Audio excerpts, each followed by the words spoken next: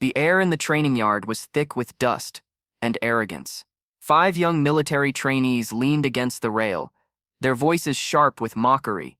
Their laughter carried across the grounds as their eyes locked on her, a woman barely 5'5", her frame lean, her expression calm.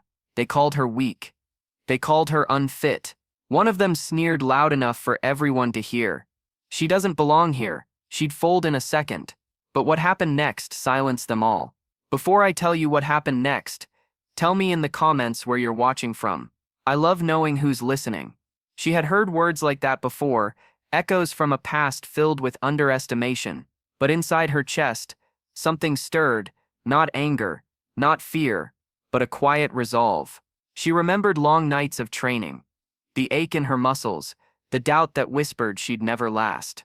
Yet here she was, standing before a crowd that doubted her still. The trainees circled closer, playful yet cruel, their movements exaggerated. They didn't see the tremor in her hands, not from fear, but from energy coiled tight, ready to release. Around them, other recruits slowed, whispers forming ripples of expectation. The air seemed to hold its breath. She raised her eyes, calm, but unwavering. "Do you really want to test me?" she asked softly. Her voice wasn't loud, but it carried, slicing through their bravado like a blade. The crowd leaned in. The young men smirked, mistaking her calm for weakness.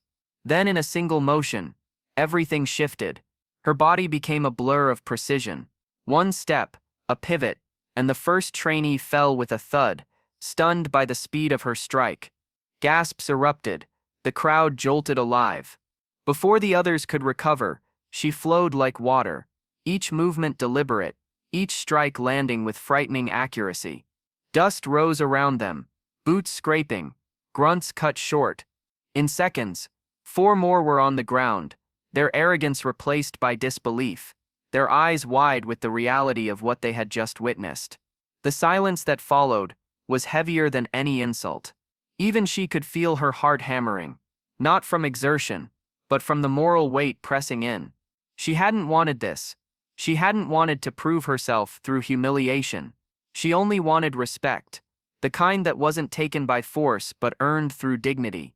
She stood over them, chest heaving, as the whispers grew louder. Then came something unexpected: applause. It started slow, hesitant from the back ranks of trainees who had been watching in awe. Then it spread, clapping like a wave, until the entire yard echoed with the sound. She looked at the 5 men, their pride broken, but their eyes carried something new: respect.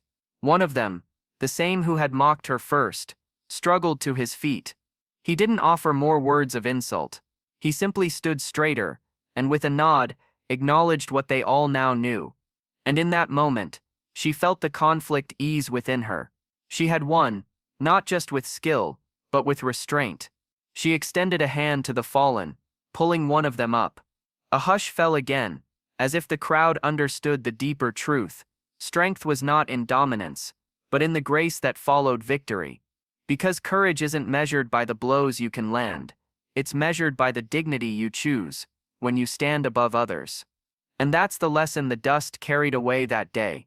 Mockery turned to silence, silence to respect, and respect to something that would linger far longer than bruises. Because kindness doesn't vanish, it waits, and it finds its way back. She had walked into that yard doubted, and walked out seen. The same sunlight that lit the dust now fell on her shoulders like a quiet crown. So, if this story moved you, let me know your thoughts in the comments. And don't forget to subscribe, because stories like this remind us that even in the harshest places, dignity, courage, and respect can still rise.